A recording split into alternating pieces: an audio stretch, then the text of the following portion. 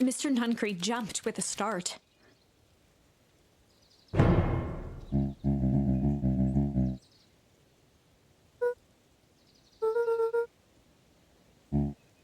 Luca motioned to the phone booth.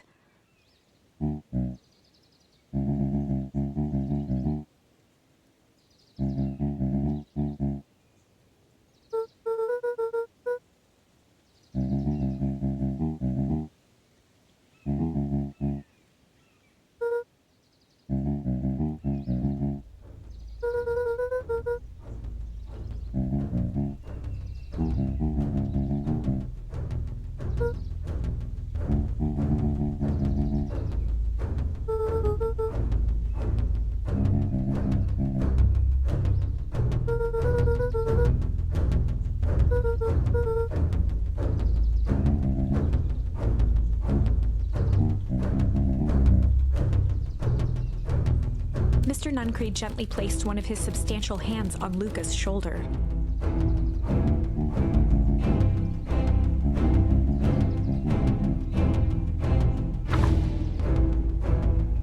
Luca peered up at Mr. Nuncreed. Kind eyes warmed a stern face. There was a deeper emotion hiding beneath it all.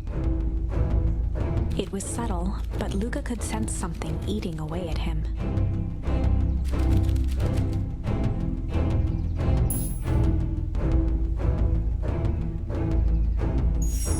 There was a shame lurking behind those eyes.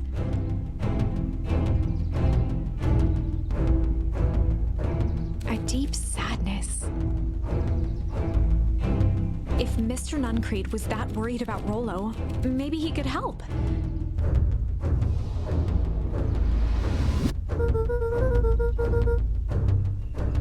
Mr. Nuncreed raised an eyebrow.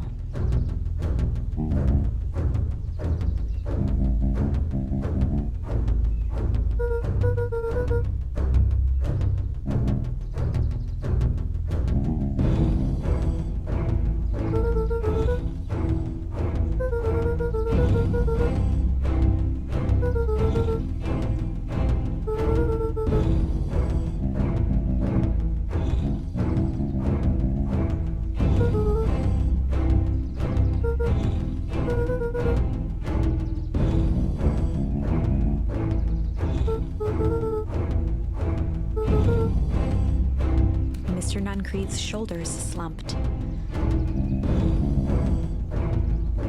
A deep sigh bellowed from his chest.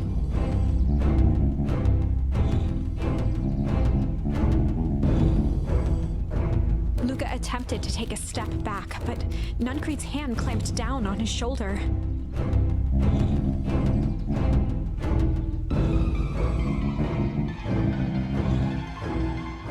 With a firm shove, Nuncreed manhandled Luca into the phone booth. The door latched shut with a mechanical hiss.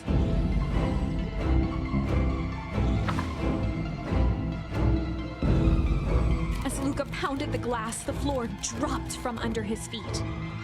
The inside of the phone booth was now a loose capsule plummeting at gravity's whim. Luca winced and pressed his hands to the walls. As he braced for impact, the capsule hurried to a surprisingly smooth stop. He felt a cold rush of air and opened his eyes with hesitance. Two large figures in hazmat suits occluded his view. Luca heard the deep, resigned voice of Mr. Nuncreed over an intercom. He knows too much. The end. Wait, no. This isn't the end. I know there's still much more. Somehow this went wrong. Okay, let's try something else.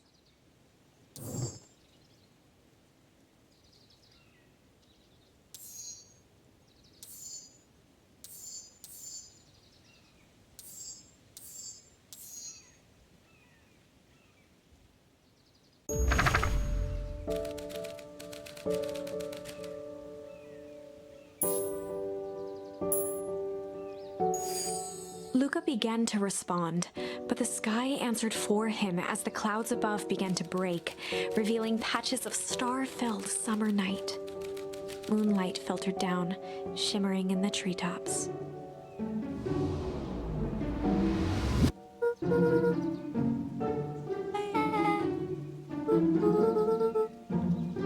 Lucas stopped himself mid-sentence.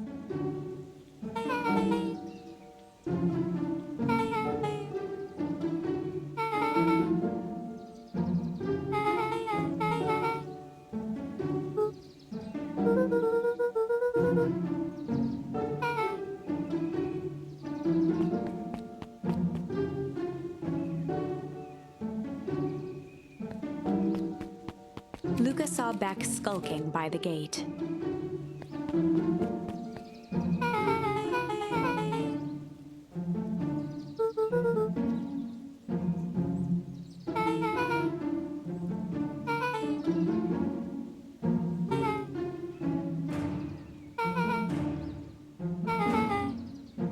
Beck grabbed the wrought iron bars and shook the gate.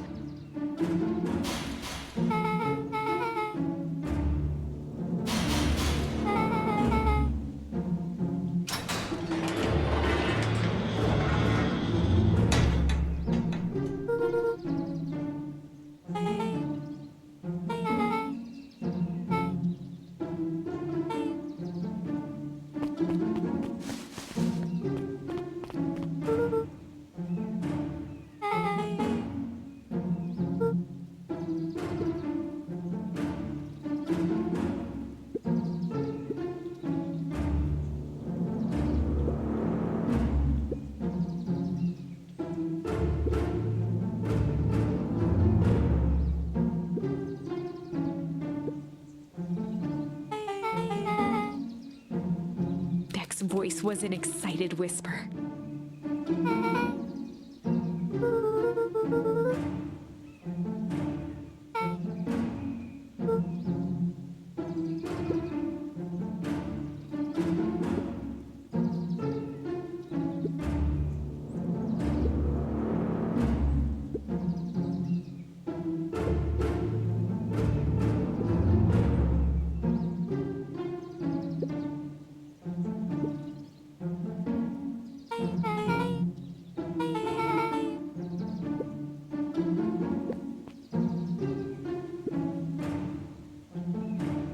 The mysterious figure retracted their mask, hair pushing out from all corners.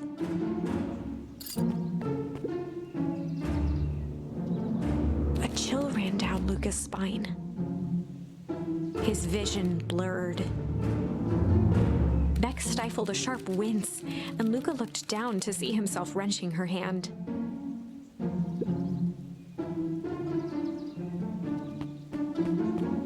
Gran tousled her hair back under the face mask.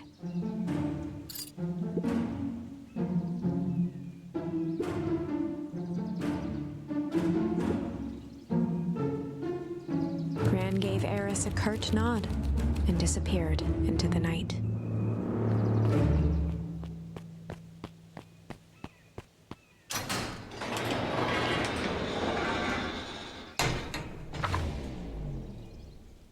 Chapter 5. What big ears you have! Lucas sat shivering in the bushes, staring at his feet. After checking to make sure the coast was clear, Beck gave him a gentle tug on his sweater.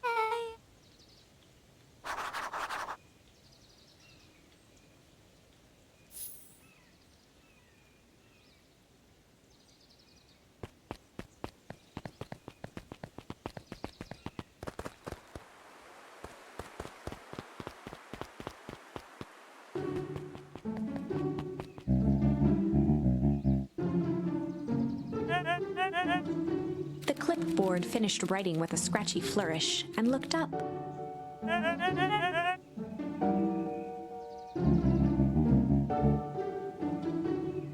Mr. Nuncreed, arms crossed over his paunch, gave an exhausted sigh.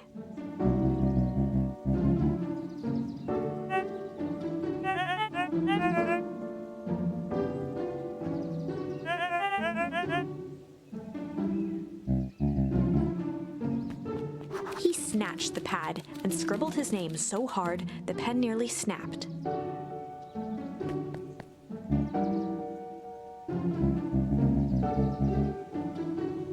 The clipboards looked at each other for a moment, almost pondering the possibility, then broke into laughter as they walked away.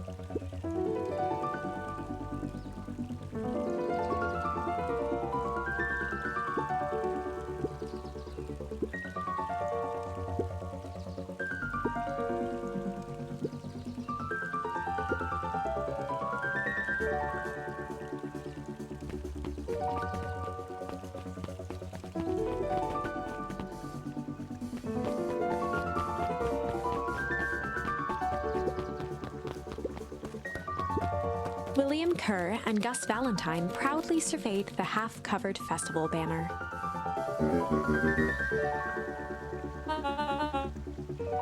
The mayor gave a half-hearted shrug.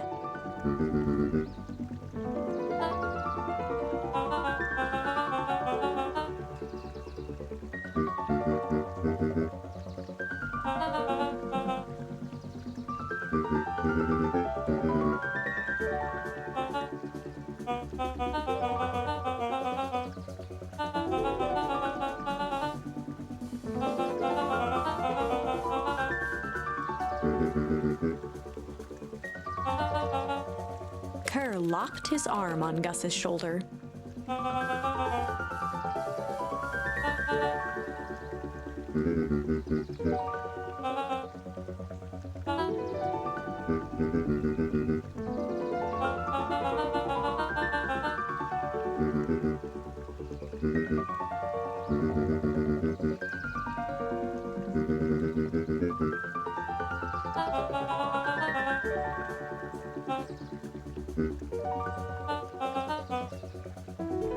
With a glimmer in his eye, Kerr gestured grandly toward the horizon.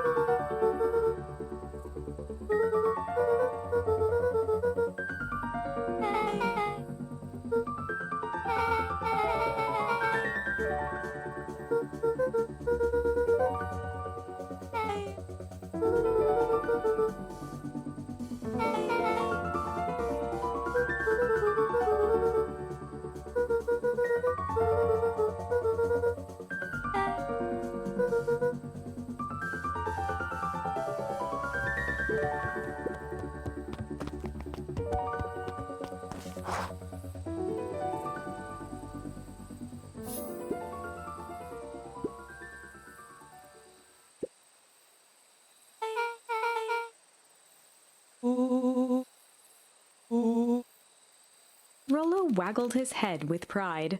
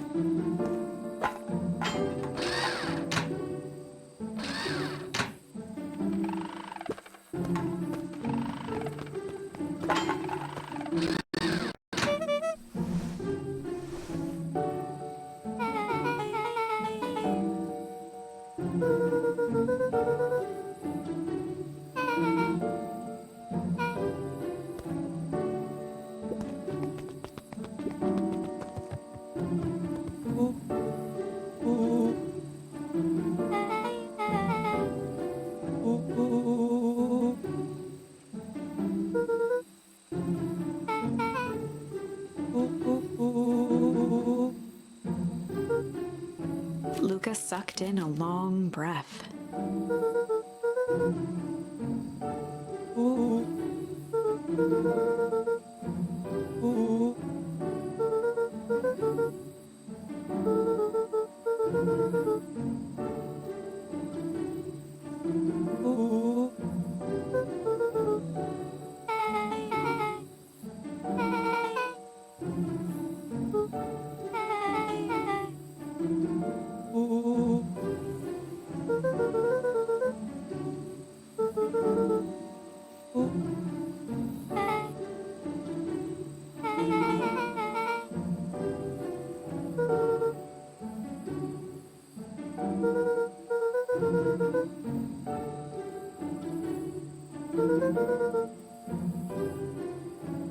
Rollo let out a low whistle.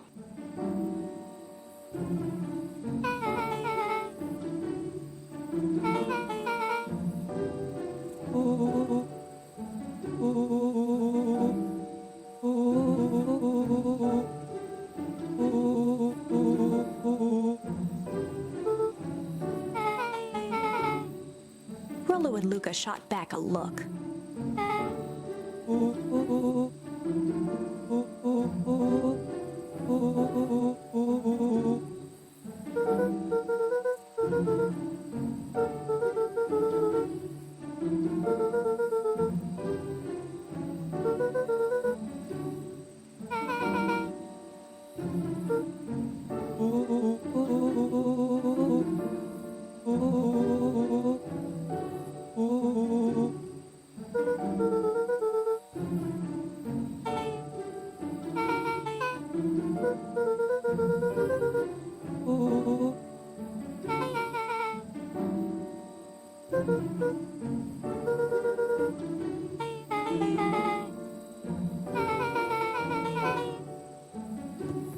Luca gazed out the window.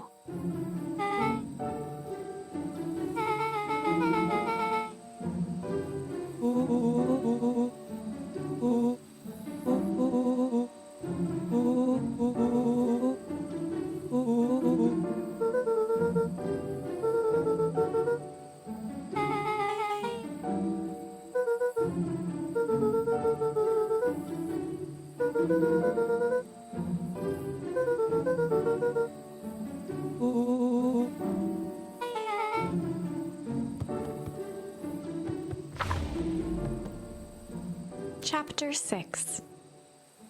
Secret Lair. Summer forged ahead, but the nights only seemed to grow colder. Luca walked home slowly under the pale starlight, cautious to avoid any more surprises lurking in the shadows. Reaching home, he slipped quietly into bed, half dreading what they might discover the next day.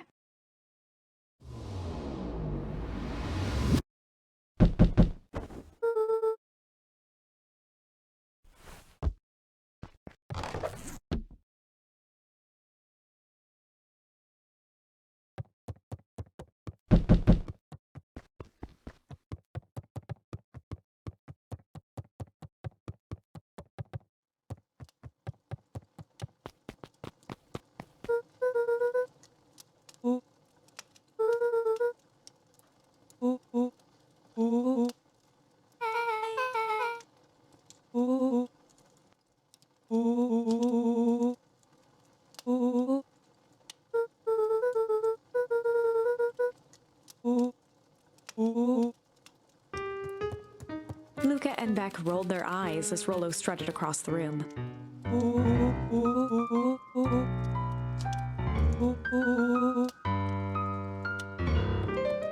Rollo flung open the cabinet with confidence. He coughed as a veil of dust hit his face.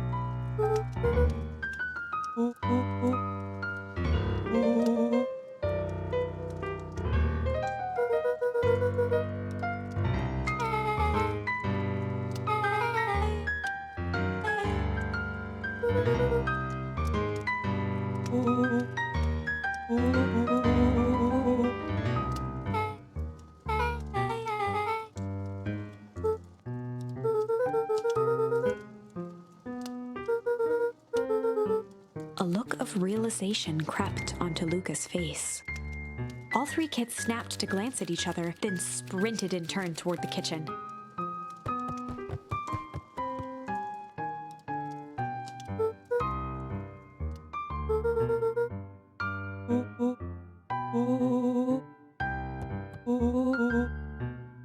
Before he could finish, Luca scrambled up Rollo's back.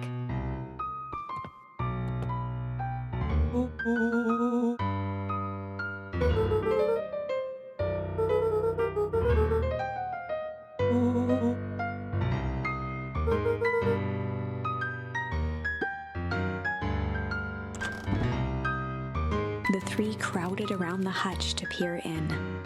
With the glass doors opened, a perfect porcelain display gleamed in front of them. Their eyes searched for anything amiss, but the only distinct feature was its impeccability.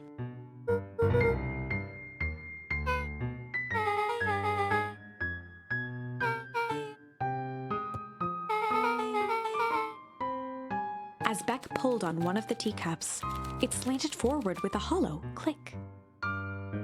The entire hutch began to rustle and slide under its own power.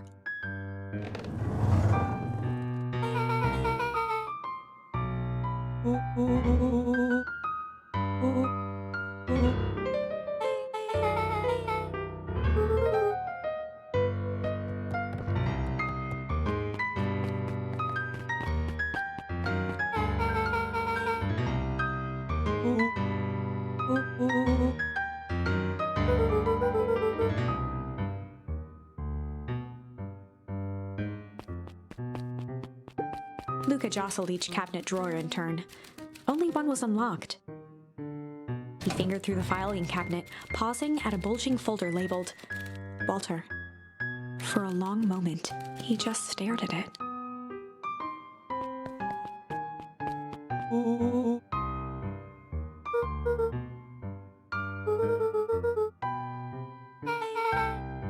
Luca nodded and caressed the label with his thumb.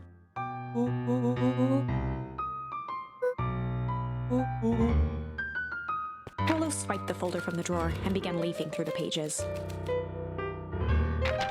He whistled to himself, barely looking at the text.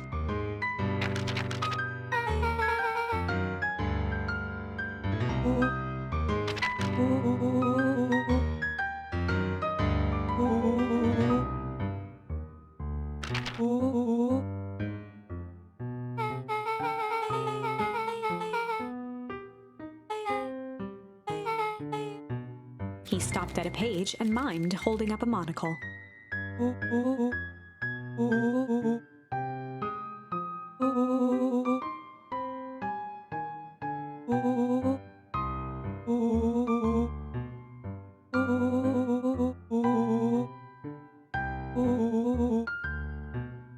Rollo looked up with heightened surprise.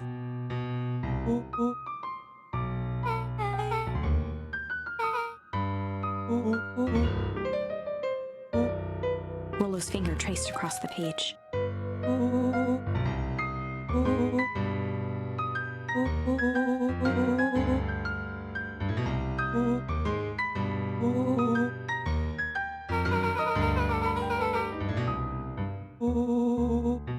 Rollo scanned through several more pages.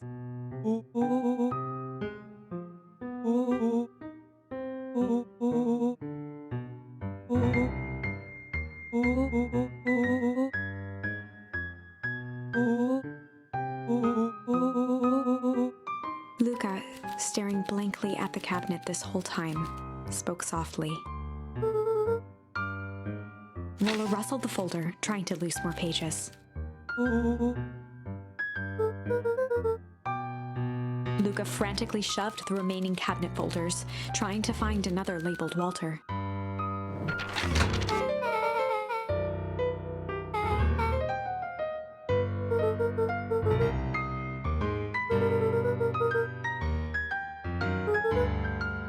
Luca slammed the drawer shut.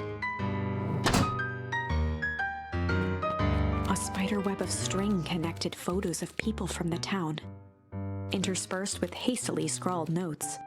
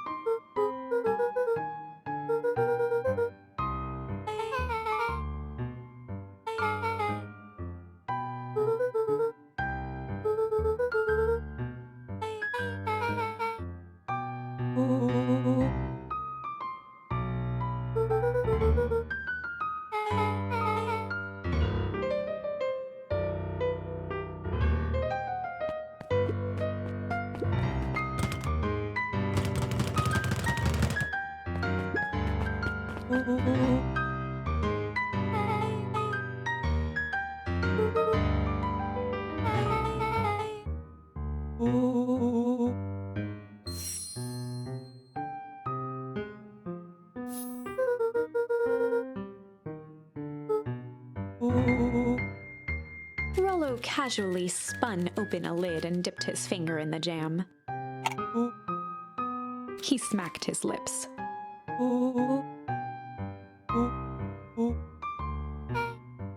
Rollo plunged his hand in the jar, fishing out a soggy slip of paper. Rollo offered the slimy note to Luca and licked his fingers clean.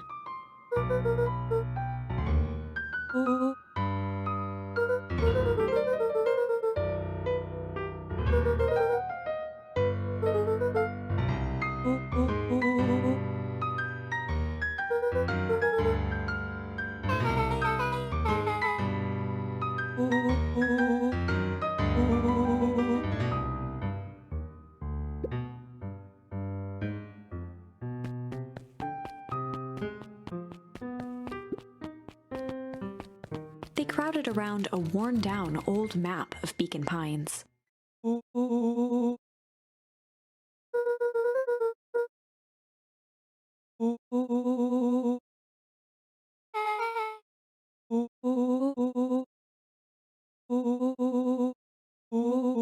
Rollo carefully traced the path with his finger. He jabbed down at the end point.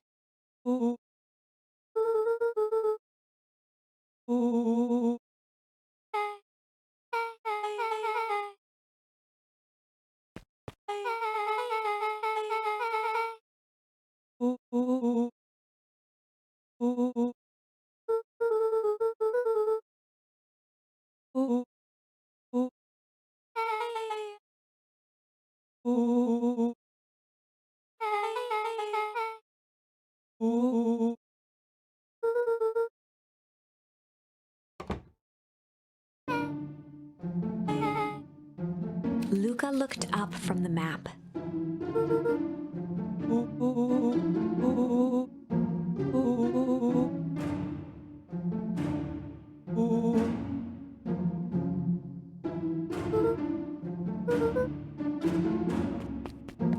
Beck flicked off the light, and they became statues in the dark. Overhead, creaking floorboards bent under slow, deliberate steps. The kids looked up, the tilt of their necks following each footfall.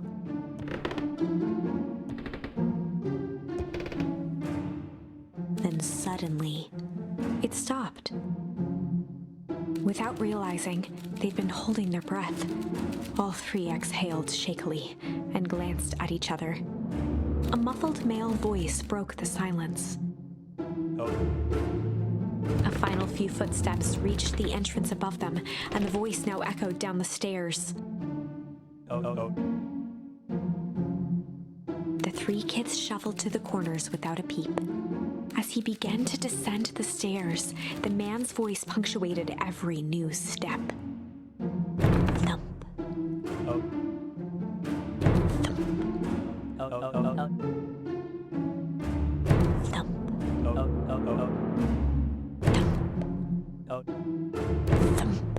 At the bottom step, the man paused, squinting to search the room for signs of life. Oh.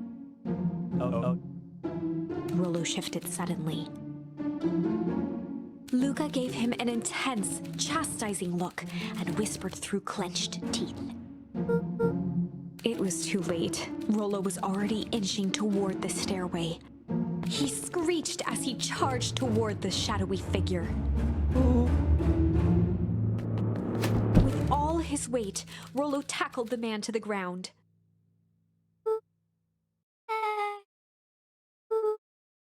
From the dark corner, they saw something move.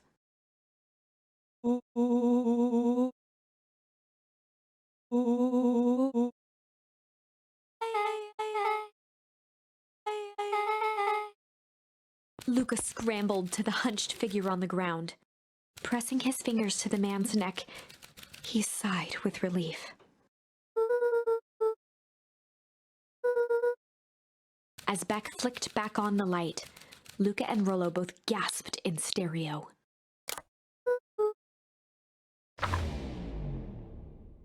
Chapter 7. The Interrogation of Hiram Tolliver. Still unconscious, Mr. Tolliver slumped heavily in a shoddy old chair. His hands were bound with rope, his feet tied with some loose string. The kids huddled in a circle, discussing their plan. One thing was certain, they couldn't just let Mr. Tolliver go. They needed to know what he was doing in Luca's house. After some deliberation, it was decided.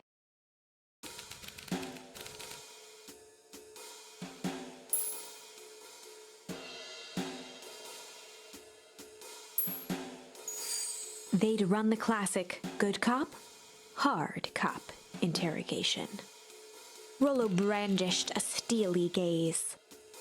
I've got this. Read about it 100 times. Rollo swaggered past the chair which propped up the slumping Hiram Tolliver. Without even looking at his captive, he began with a long, blustery drawl. Mr. Tolliver remained motionless. Rollo spun around to face him. He'd clearly expected to rouse Mr. Tolliver with his booming voice. Beck and Luca gave each other an unsure glance. Rollo slammed his fist on the table. He grabbed the table lamp and beamed it onto the unconscious face.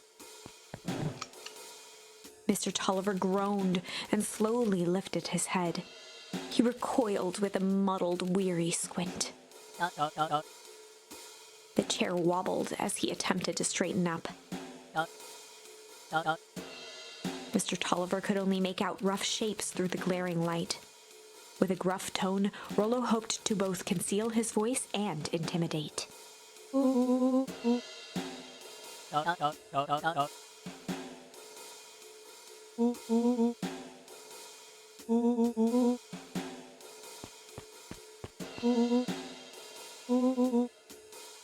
The doubtful expression on Beck and Luca's faces transformed into awe.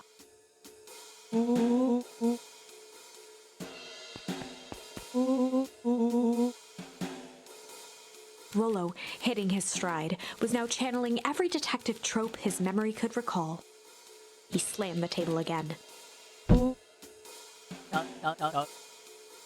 Mr. Tolliver's voice became desperate.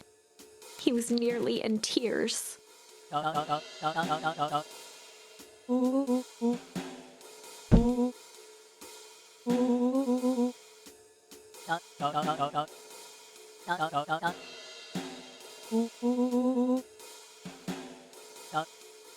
Mr. Tolliver was in a daze, now more confused than ever.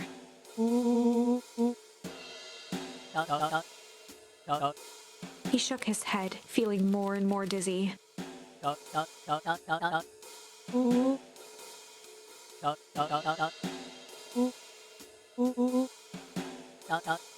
His voice faded to a whisper.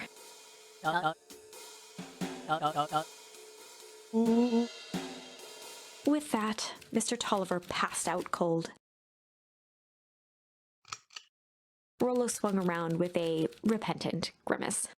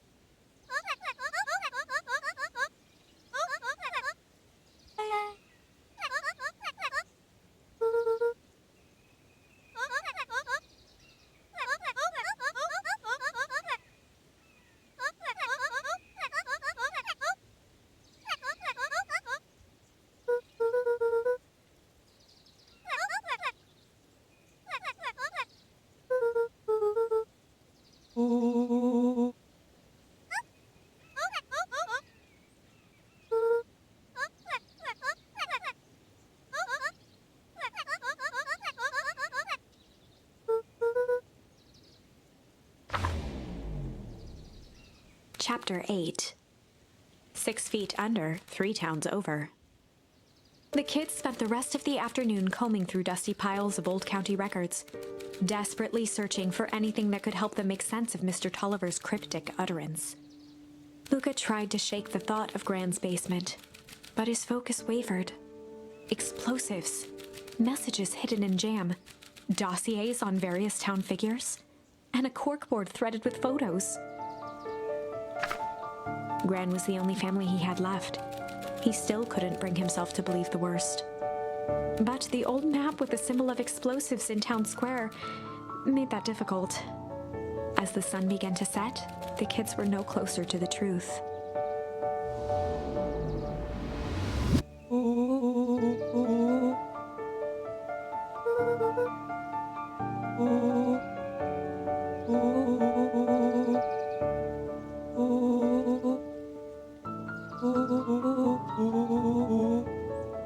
Rollo shut his book with an assertive nod.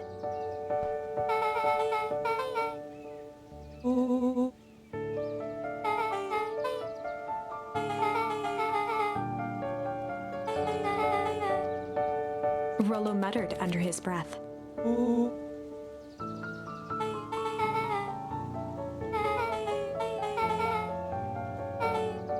Beck slammed her finger down on the open page before glancing down to read.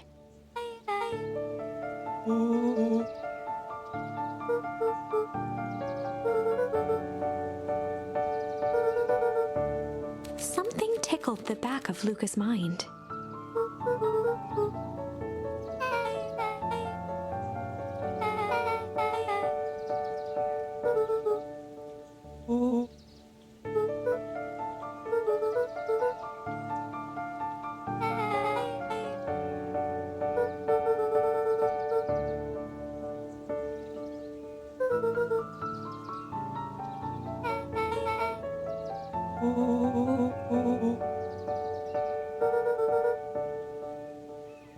The question hung in the air.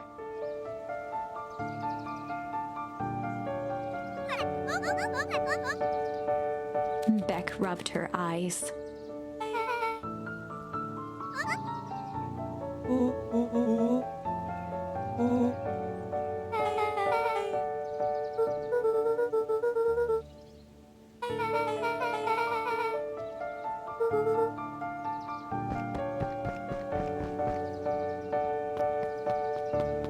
Luca's heart was pounding as he approached the house. If he was lucky, Gran, or whoever it was, hadn't gotten back yet. And of course, there was Mr. Tolliver tied up and unconscious in the basement. Dealing with him would be the first order of business. Luca shook out his arms to calm his nerves before entering.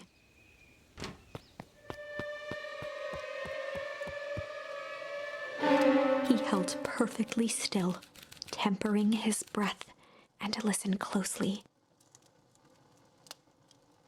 She was asleep. His only hope was that she hadn't found Mr. Tolliver before dozing off.